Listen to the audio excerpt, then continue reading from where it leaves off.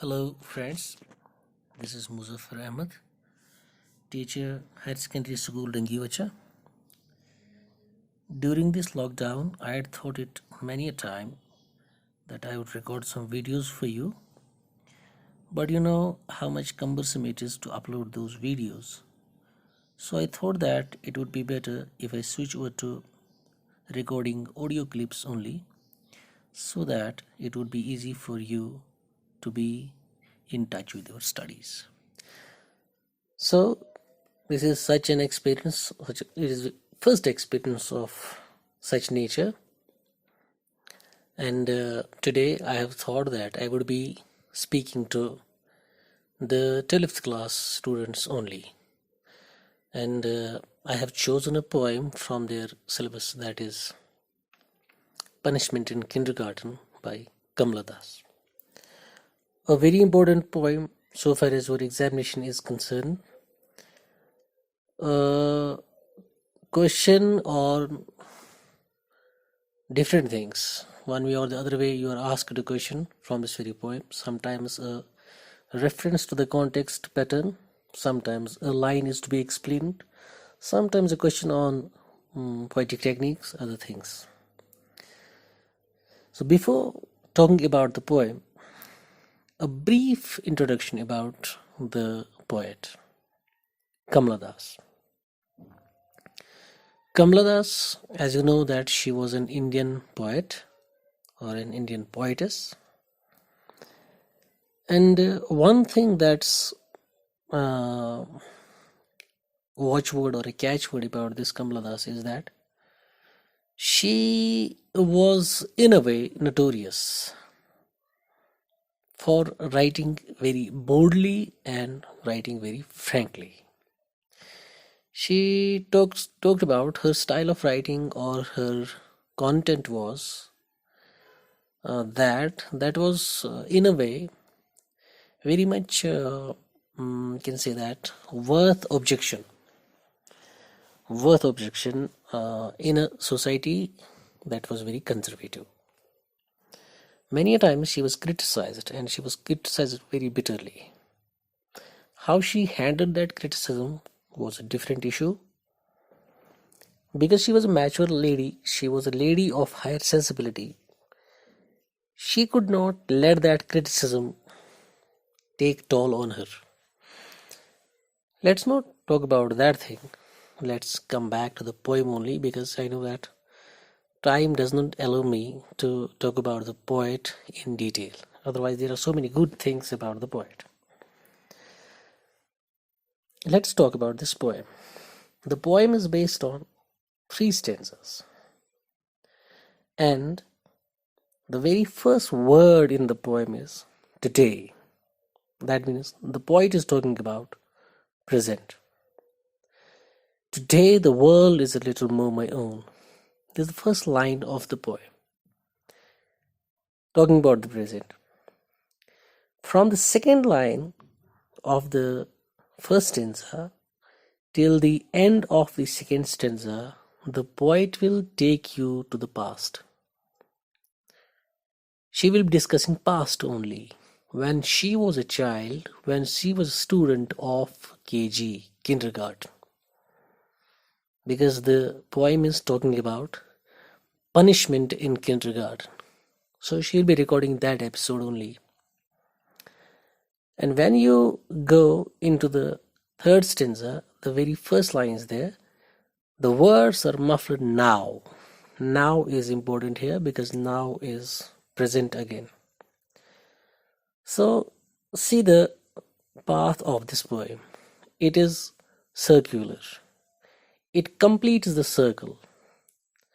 Like the poet talks about present, takes you back in past and connects it with present. So a complete whole is there. Complete circle is there. Let's see. Today the world is a little more my own. This means the line suggested that there was a time when the world was not her own, and there was something wrong in the world of Kamala. when there was something going on that was against her wishes, that was against her personality, that was against her, consider against her plans and thinking. She wanted to have a world of her own. She always wanted to have a universe of her own. She didn't want to be dictated by the menfolk, because as I told you that it was a conservative society, and at the same time it was a male dominated society. Though she was born in a well-off family, though she was born to parents parents who were very much well off, her mother was a poetess herself, and her father was a good, you can say that, businessman. Despite that, she could feel the void, she could feel that vacuum, she could feel that she is not given that very freedom that a child needs. The reason was that it was, in a way, male chauvinism was there, male dominance was there in the society. And she wanted to break those shackles. She wanted to break loose. अपने आप को आज़ाद करना चाहती थी ये. She did not want that others would be dictating her, hey, do this and do that. Don't do this, don't do that. She did not want that set of things. And at the same time, she was a hypersensitive girl. She was a genius. And genius are always ahead of their times. Whenever you have a genius, a true genius, a genius in the strict sense of the word, a genius is always ahead of her times, ahead of his times. Try to understand. If I cite an example of a girl whom you have read about, rather whom you have read. Two things. You have read about her and you have read her. That means you have read about her, somebody has written about her. And you have read her, that means she has written and you have read her. So I'd say that you have read about her and you have read her. Anne Frank or Annie Frank. You know that she herself admits, she herself confesses that she could not be friends with others. She could not be friends with her batchmates and classmates. Why? Because she was ahead of her times. Simple thing. Her mental age was far, far better. We can say that superior. She was mentally superior than her batchmates. Whatever ideas she had in her mind, she could not share it with others because she knew that others won't understand her. Physically, she was 13.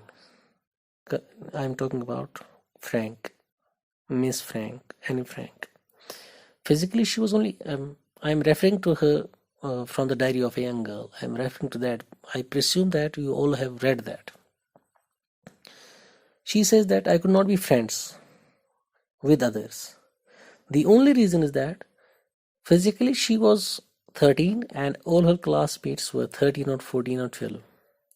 But mentally she was not 14 or 13. Mentally she was the woman of 30 or 40. She had a mature mind. She could understand things better than any of her classmates could. As a result of that, she could not get close to them. Same was the case with Kamala Das, a very sensitive girl, a very sensitive child. She could not get close to her batchmates. It would always be hanging on her mind the problems that girl children face, the problems that women folk face. So these things will be hanging heavy on her mind. Though we can argue that a child of 3 or 4 or 5 or at the most 6 or 7 who is only in KG, how could she understand these, you can say that, minute things or delicate things? But she was gifted with such thing.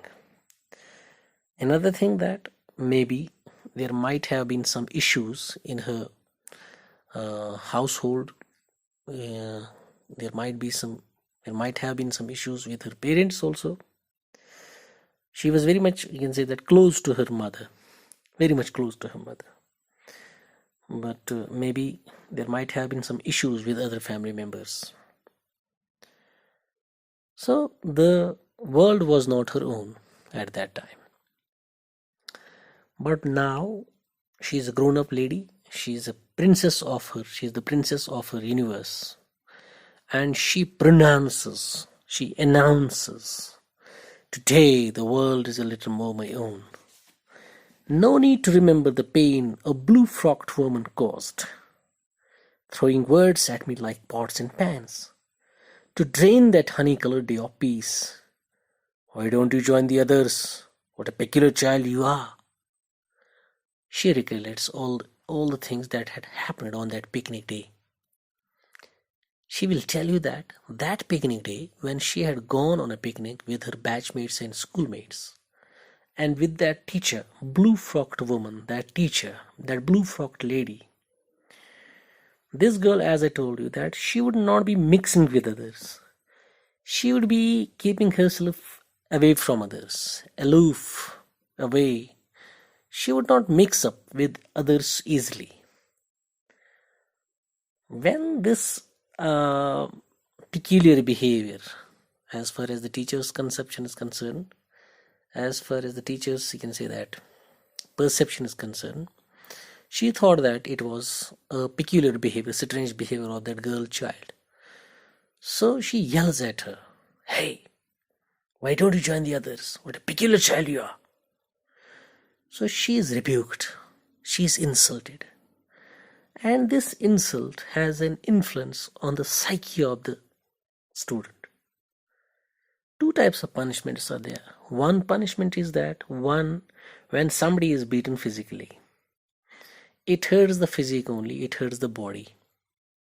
But if somebody is insulted, God forbid, if somebody is insulted with some harsh words, this insult or this harsh treatment has a long-lasting effect, because it affects the heart, it affects the soul. It hurts heart, it hurts soul. Similar was the case here. The teacher yelled at her, hey, why don't you join the others? What a peculiar child you are. And that child, that Kamala says that blue-frocked woman caused pain to me. Throwing words, she threw those bitter words at me like pots and pans. Imagine that there is a woman, there is a mother who is very much angry with her child, with her girl child, and she is there in the kitchen. The girl child is there standing or sitting in front of her, and she wants to make her understand. She wants to, I can say that she tries to advise her. But the girl child is not ready to accept anything from the mother. This infuriates the mother. And this infuriates the mother to such an extent that she throws one pot after the other, one pan after the other. जो भी इसके हाथ में बर्तन आ जाते हैं, मार लेती है अपनी इस बेटी पे, एक के बाद दूसरी, दूसरे के बाद तीसरा. That means she is hurled with the abuses, and she is given such a harsh treatment. This is the situation. The same thing was done by the teacher. A blue-frocked woman caused the pain, throwing words at me like pots and pans. Pots and pans. To drain that honey-colored day of peace. It was a day of peace. It was a day full of sweetness. It had honey in it. And that honey, that sweetness, that was drained. Whatever sweetness it had, जो भी खुशी इसमें थी, जो भी मज़ा इस दिन में था, उस मज़े को फीका फीका कर दिया उस टीचर ने. ऐसे ताने मारे, ऐसे मुझे गालियाँ दी. That is, I was very much, you can say that, hurt. I was insulted to such an extent that I wanted to kill myself there. I could not bear all that. But then, she was wounded. There was an injury. She was wounded. And some people were there ready with salts in their hands. With salt in their hands, and they wanted to rub the wound. Now the second stanza. That wound वो जो जख्म दिया था teacher ने, उस पे नमक छिड़का जा रहा है। नमक कौन छिड़केगा? ये देखिए, नमक भी छिड़कने वाले वहीं पे है। On the lawn in clusters, if you look at the second stanza, on the lawn in clusters sat my schoolmates, sipping sugarcane. They turned and laughed. Children are funny things. They laugh in mirth at others' tears.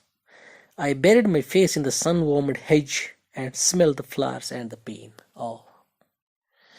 On the lawns in clusters, because it was a picnic day, so the students were, you can say that, broken up into different groups, different clusters. And all the schoolmates, all the students were there. They were engaged in sipping sugarcane. They were entertaining themselves. When they saw that one of the girl children, one of the students has been insulted, all of them turned towards me and they laughed. Now see, this is the difference between a grown-up boy, grown-up child, or a grown-up girl and the children. When a boy or a girl is beaten, the response of the grown-up people would be that they will be having you can say that sympathetic view, or you can say that they will be feeling for that victim. But here is the other way. The case is quite contrary to this. Children are there, and one of the children there, he is or she is insulted, and the response of the other children is that they are making merry. Perhaps this is what we call sadistic pleasures. Now, if you have seen, children generally, when we were children, we would be doing these things, we will be drawing pleasure out of it, out of others' pain. We call it sadistic pleasure. You know that you have seen some people playing tricks with those dogs, puppies, in order to see that how they behave if a rope is tied to their tail, and when it moves, you press that rope and see how he behaves. Or a grasshopper is that caught, and those wings are cut, and see how he behaves, like that. So sadistic pleasure. She says that she generalized the thing that children are funny things. They laugh in mirth at others' tears. दूसरे के आंसू पे वो खुशियां मनाते हैं, और ऐसी खुशी मनाते हैं जो आंसू बहाने वाला होता है. He or she tries to find a space in the ground. They want to bury themselves. Similar was the reaction of Kamala Das. She says that on the lawn in clusters sat my schoolmates sipping sugarcane. They turned and laughed. Children are funny things. Oh, children are funny things. They laugh in mirth at others' tears. What was my reaction? I buried my face in the sun-warmed hedge and smelled the flowers and the pain. I buried my face. I could not see. I could not bear the scene. I could not meet the eyes of those children. I could not look at the teacher. My reaction was that I buried my face. I tried to bury myself in the ground. I tried to find some space. I wanted that this earth should give me some space so that I would bury myself in it. I buried my face in the sun-warmed hedge. Hedge is that row of evergreen trees is there. I buried my face in those trees, evergreen plants. I buried my face in those plants, evergreen plants, and smelled the flower and the pain. There were some flowers there. I smelled them, but at the same time there was pain inside my heart. I could feel that pain also. So mixture was there. I smelled the flowers and the pain. My heart was burning. My heart was, you can say that, on fire. When my heart was on fire, I could smell that. I could smell that burning sensation. She talks about this. So this was such an episode, this was such a day that she wanted to forget. She did not want to remember this. This was one of the, you can say, the harshest days of her childhood. She wanted to get rid of it. She wanted to brush it away. She did not want to remember it for long. But then she remembers it. The irony is, she remembers it, that's why she is talking about it. But why does she remember it? Why does she talk about it? She talks about this thing that there are many bad things in life, but those bad things are to be, they are to be left behind, and life moves on. After every bad thing, there will be a good thing. After every fall, there is a rise. After every darkness, there is light. When you move into the third stanza, she very much boldly says that the words are muffled now. Those words, those insulting words, the words of that blue-frocked woman, that teacher, I have almost forgotten them. They are muffled. That means they are not clear now. I don't remember them. I don't recollect them. I don't remember what exactly the words were. They are muffled. That means they are, maybe she remembers the words also. Maybe she remembers the accent also. हो सकता है उसे पूरा पूरा याद हो. But the effect of the words is negligible now. Those words, the effect that words had that day, that effect is neutralized. अब वो effect नहीं है, अब वो असर नहीं है. The words are muffled now. The laughing face is only a blur. The laughing faces of those school children, the laughing faces of those schoolmates, it's only blur. That means it's not clear. I cannot remember those faces, those ugly faces, those laughing faces. I cannot remember them. I have rather forgotten them. The years have spent along, stopping briefly at beloved halts and moving sadly on. Now this is important. Kamala Das has accepted the ways of the world. Kamala Das has accepted how life moves on. She said that the years have sped along. Life has moved very fast. दुनिया चली है आगे, जिंदगी मेरी आगे बहुत चली है.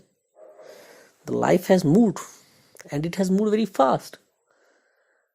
Stopping briefly at beloved halts. It stopped, also stopped at some halts, at beloved halts, and moving sadly on.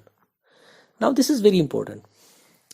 If you look at life, if you ask any good person in the world, if you ask any great person in the world, is life full of sufferings or full of happiness? The answer would be, in one go, it is full of sufferings. Full of sufferings. There are some philosophers like Seneca, he was a Greek philosopher, he says that living is suffering. If you ask Ghalib, he says that कैदे हयात बंद गम, कैदे हयात बंद गम, असल में दोनों एक हैं. मौत से पहले आदमी गम से नजात पाए क्यों? So life is full of sufferings. It moves on and on and on. It moves sadly on. But there are some stops. There are some halts. There are some happinesses. But they are always brief. In the course of that life, in the course of the, you can say that sufferings of life, there are some beloved halts of, happiness, joy. But that joy is always ephemeral, short-lived, very brief. But if you accept life, if you know that life is like it, you cannot change it. When you don't want to change life, you accept it. And when you accept life, you are mature. If you accept life as it is, you are a realist. And a realist person is always mature.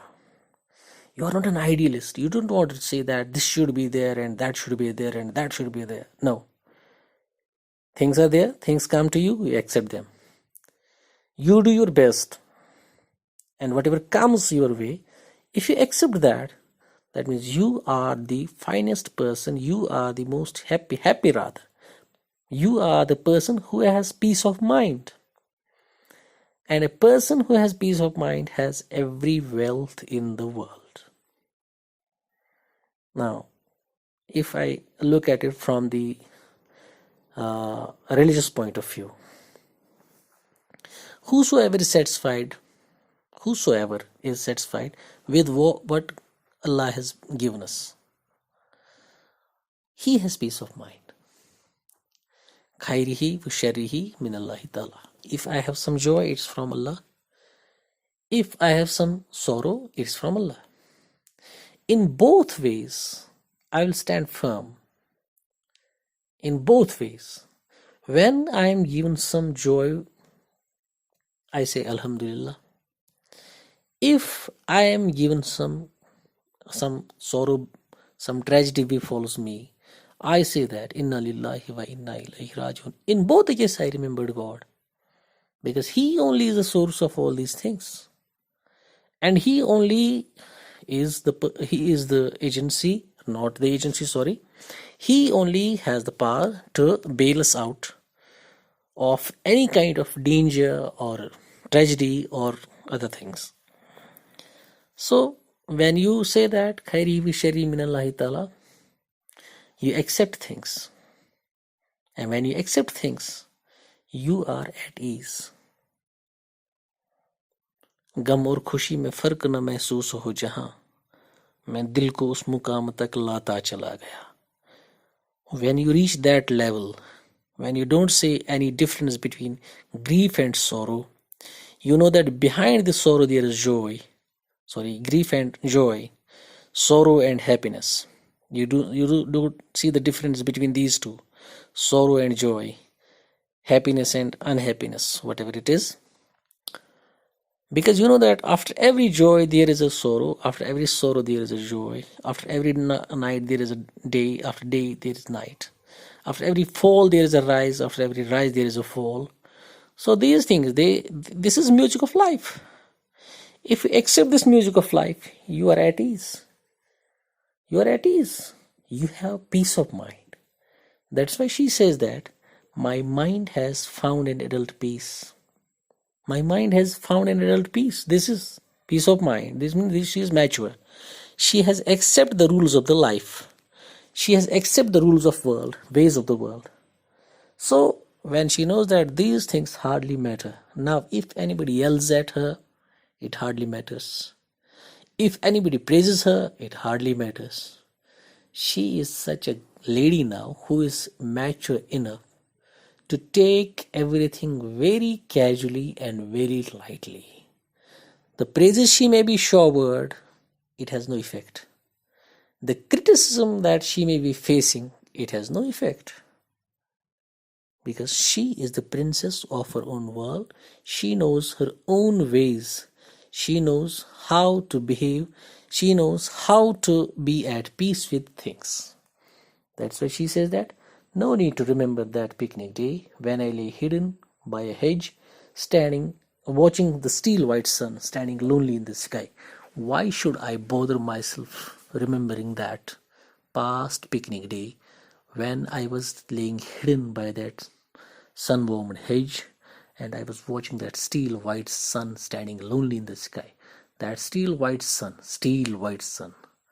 that sun, it was steel white sun. That means it was giving me pain that time. I was lonely on the earth and there was that sun lonely in the sky. I felt that I had no support. And I was watching that steel white sun. That steel white sun, that sun was not giving me any kind of solace. It was tormenting me that time. It was torturing me that time. I could not bear that heat. I wanted that somehow I could get rid of all these things. So this is all about the poem. This is all about, so far as the meaning of the poem is concerned. Now if you look at the poetic techniques there, if you look at what kind of things have been employed by the poet, is that this poem, if you look at it, a genuine poem appeals to your senses, and a good poem appeals to all the senses, like sense of smell, sense of taste, sense of touch. Here you have some imageries. Imageries is that when a poet creates images in your mind, on your mental screen, by appealing to your senses. Like you see image if I say that a blue-frocked woman, a blue-frocked woman, when you read the poem, when you read the line, a blue-frocked woman, an image of a boy, image of a lady, an image of a woman creeps on your mind. I mean, who has worn a blue frock? This is visual imagery. You can see that. A blue-frocked woman, the pain a blue-frocked woman caused, throwing words at me like pots and pans. Now, this has two things. It can be a visual imagery. You can see a mother, an angry mother, throwing words at the girl child. And at the same time, this is sound imagery.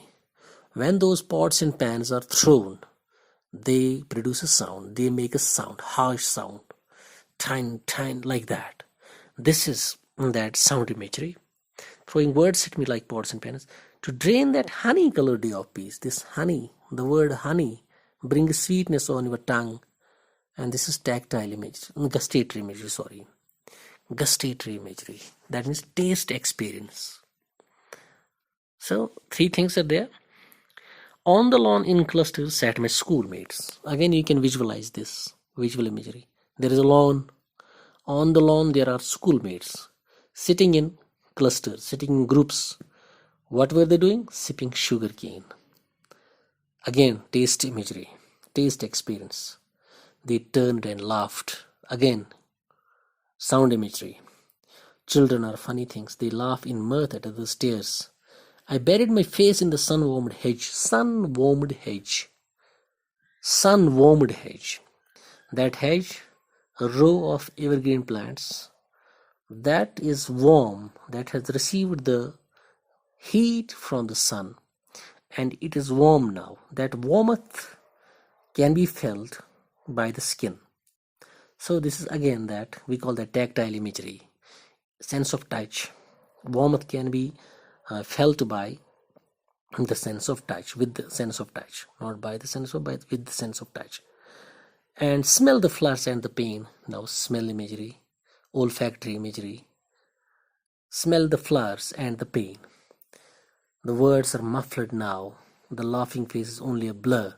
The years have sped along, stopping briefly at beloved halls and moving sadly on. My mind has found an adult peace. No need to remember that picnic day when I lay hidden by a hedge, watching the steel white sun standing lonely in the sky. This is all about the poem. Now let me read the poem again so that the things that I explained so far, maybe you may understand it. And I would be requesting you to listen to this audio 2 or 3 times. Or if you feel that you need to listen to it again and again, you can. And keeping that text in front of you, it would be easy for you to understand. Before you listen to the audio, okay, let's not talk about that. I will be reading out the poem for you. Today, the world is a little more my own. No need to remember the pain a blue-frocked woman caused, throwing words at me like pots and pans, to drain that honey-colored day of peace. Why don't you join the others? What a peculiar child you are. On the lawn in clusters sat my schoolmates, sipping sugarcane. They turned and laughed. Children are funny things. They laugh in mirth at others' tears. I buried my face in the sun-warmed hedge and smelled the flowers and the pain. The words are muffled now. The laughing face is only a blur. The years have sped along, stopping briefly at beloved halls and moving sadly on. My mind has found an adult peace. No need to remember the picnic day when I lay hidden by a hedge, watching the steel white sun standing lonely in the sky.